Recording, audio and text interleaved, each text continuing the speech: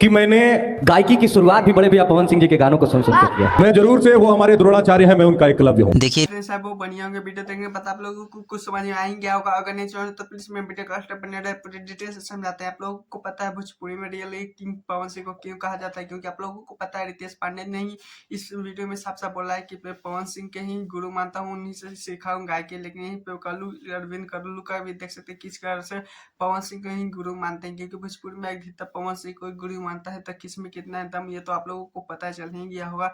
लेकिन यहीं पे बात करते हैं भोजपुरी का रियल किंग भी पवन सिंह को क्यों कहा जाता है, ये सब आप लोगों को क्या क्या लगता है कि कौन है। ये पे खेसारी लाल यादव का भी बात करें तो खेसारी लाल यादव भी कितनी इंटरव्यू में बोलते हैं कि पवन सिंह को ही देखकर मैं हम लोगों ने सीखा है, क्योंकि पवन सिंह को बहुत ज्यादा ही लोग गुरु मानते हैं। लेकिन यहीं पे आप लोगों को पता है रितेश पांडे ने भी ये खुलासा किया है कि पवन सिंह और रितेश पांडे एक मूवी में जल्द ही नजर आने वाले हैं, क्योंकि आप लोग बहुत बड़ा ही खुलासा कर दिया। लेकिन ज्योति सिंह का भी बात करें तो वह देख सकते हैं किस तरह से पूजा करते हुए नजर आ रही है। तो आप लोगों को पता है तुलसी जी का आज विवाह था, इसी कारण देख सकते हैं ज्योति सिंह किस तरह से सोशल मीडिया पे ये वायरल हो रहा है कि ज्योति सिंह पूजा करे। लेकिन क्या ही बोल सकते हैं, किस तरह से देख सकते हैं बहुत बड़ा ही योगदान रहा है ज्योति सिंह का इस पूजा में। देख सकते हैं किस तरह से पूजा करते हुए नजर आ रही है।